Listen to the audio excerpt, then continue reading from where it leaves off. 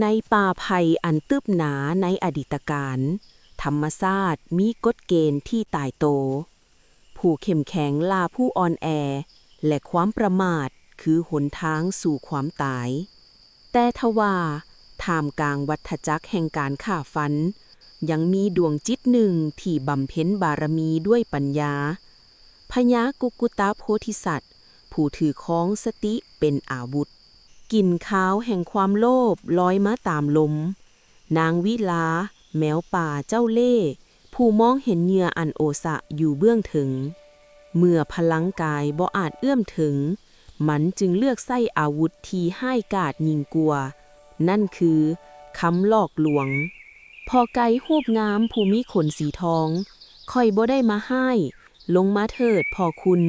มาเป็นคู่ครองของค่อยเฮาจะอยู่ร่วมกันอย่างมีความสุขแต่ว่าจาที่เคลือบน้ำผึ้งบ่อาจปิดบังกลิ่นขาวแห่งเจตนาได้ผู้มีปัญญายอมมองเห็นความจริงที่เสื่องอยู่หลังหน้ากากดูก่อนนางวิลาระหว่างเฮาคือเส้นขนาน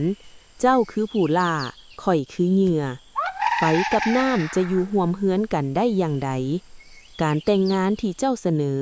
คือหนทางสู่ความตาย